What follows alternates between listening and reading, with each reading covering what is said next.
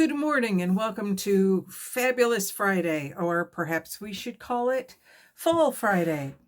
Today we're taking a trip back in time to our early days and looking at some skills that we learned way back in kindergarten. I have a variety of leaves here, and what we're going to do today are some fun, old-fashioned leaf rubbings. I have some coffee dyed paper here that I did a while back, and I have a bunch of leaves. This one is a maple leaf, and we're going to put the maple leaf underneath the paper. I'm going to take 2 browns. I'm using colored pencils. These are actually, I don't know, do I have the brand name here? Yeah, these are just Crayola colored pencils. You can pick them up just about anywhere. And I love watching the leaf appear from underneath. Isn't that absolutely stunning? I'm using 2 colors to kind of give it a little bit more definition. Find that edge there. Where is the edge of the leaf? Oh, this is so cool. Boy, I haven't done this since kindergarten. This is so much fun. And you could get your leaves anywhere. I have a bunch of leaves here. So that's a maple leaf. And I'm going to put with it, this is off of a mum. Let me get the hair off of it. So this is off of a mum. And you could get your leaves, go out to your garden, to your neighbor's garden, walk down the street and just see what you find. The mum comes up really nice. I'm hoping this is showing up on the video. I did do a video already on this, and it just wasn't coming out. So I'm doing another one. Hopefully this will show up better. I have my camera zoomed in very, very closely. Look at that. Isn't that cool? What I have discovered is that you can get maybe 2 or 3 rubbings off of a leaf, and then it's too flat and you have to go to something else. So I have, like I said, a bunch of different kinds of leaves. This small leaf is off of a Rose of Sharon. There's nothing that says you have to do just one kind of leaf. You can do any kinds of leaves. I'm looking at my greens here to see what I have in my greens. I have a light green. I'm looking for a nice dark green. There we go. Okay, I have 2 different greens here. Let me find my leaf again. Do I know about where I'm starting? And let's do 2 here as well. And I like how it overlaps with the other leaves. You can create all sorts of compositions with these using all different kinds of leaves. Isn't that cool?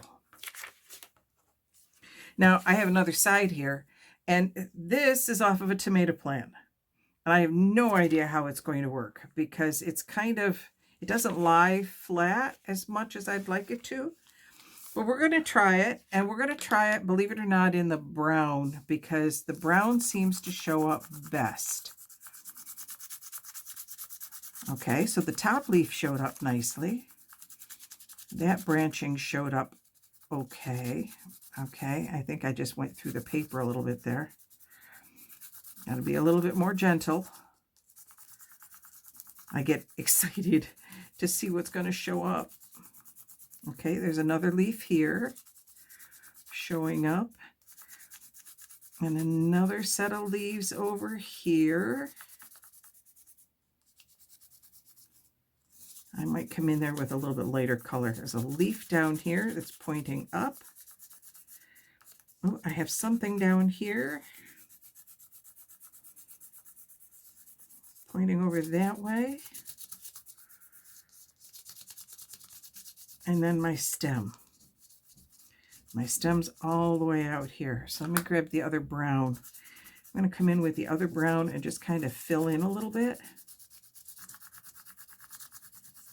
Maybe give it a little bit more definition in places. This one is ripping the paper some, so I don't think this will work as well. Okay. Sorry, tomato, you're done. Yeah. See, it came through and it brought up, I got some of the tomato plant on it, which is not necessarily a bad thing. Because see, then when I fold it and use it as a page in a signature, look at that. And then you have this part and you have that part. Isn't that cool? You can write on it, you know, you can leave it open and just do your thing with it. I did a couple of others. Like I said, I was playing around. There's an oak and a maple leaf there. And then actually I've got that upside down. So I did a bunch of them there. This is a London plane. It is a very large leaf. I also have a catalpa out in the backyard, but the catalpa also has very, very large leaves. And I tried this one, and I didn't like the yellow on that one, but I do like how that plant came out, and I'm going to do that again in a minute. This was an oak leaf. I didn't like how that came out, but you can do both sides. There's nothing that says you can't do both sides of the paper if you don't, you know, screw it up. So I'm going to leave those. I'm going to grab another fresh sheet because I have a couple more leaves here that I want to try. And don't forget house plants. This is, I'm going to take the stem right off of that one. This is I'll think of it in a bit, what the name of that one is. I have a bunch of those because, you know, they're easy to root. And when they're so easy to root, not so sure that this one's coming out as well as I would like. Yeah, I'm getting the edge, but there's not a lot of veining in the leaf itself. So I think I might just leave it. Well, here it comes. A little bit. So this is an experiment for me as well, because I have not used, to be honest, I really have not done this in ages. Okay, that's not working. We're going to just put that one away. You're not doing what I want you to. This is from a pepper plant, and I know that it worked really well on the other one. So let's put that down there, and we'll flatten you out. And let's go with the pepper plant. Yeah, the pepper plant looks nice, doesn't it? That's coming out very, very nicely. That works beautifully. Okay, pepper plant, you get to stay. What about you, Mr. Grape Leaf? I have wild grapevine. Oh, my glory, my garden, my poor garden, it needs such help. Because I've got this wild grapevine that has decided to take over everything. And I keep pulling it, but I've got to get down to the root, and I can't always find the root.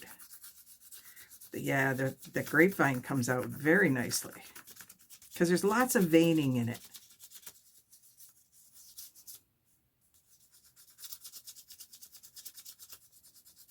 There we go.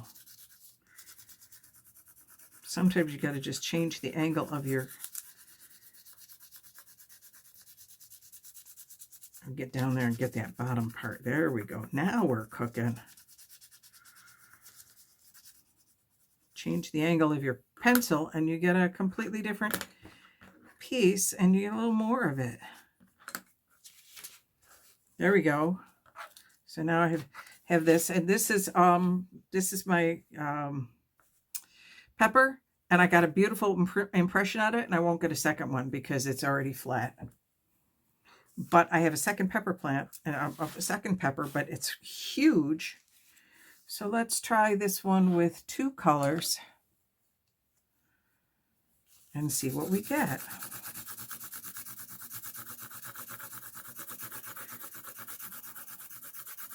Yeah, it goes right up to the top. Because you have to press a little bit harder to get the impression on this, and I think it just flattens it out. So you really only get 1 or 2 impressions out of each one of the leaves, depending upon the leaf. I mean, that maple leaf I'll get a couple more out of. The grape leaf I might get another one out, maybe. And let's see if I can get another one out of, this was the Rose of Sharon. We can find an orange. Do I have an orange in there? Yeah, the Rose of Sharon, it also works very well. You get quite a bit of the Rose of Sharon.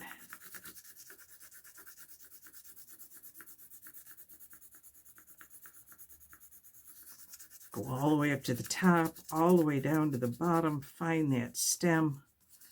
There's the stem. But that's now pretty flat. Okay, let's do a couple on the back.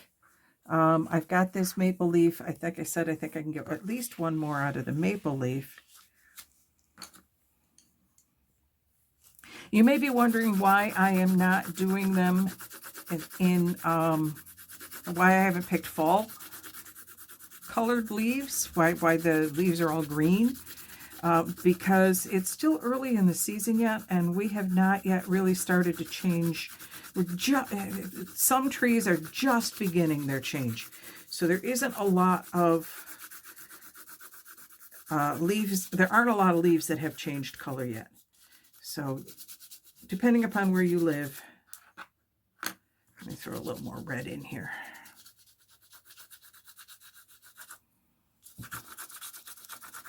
Change the angle. I can get a little bit more definition off that leaf.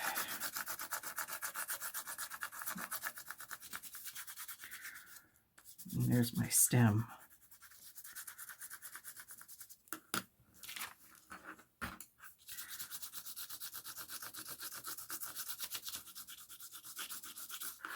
There.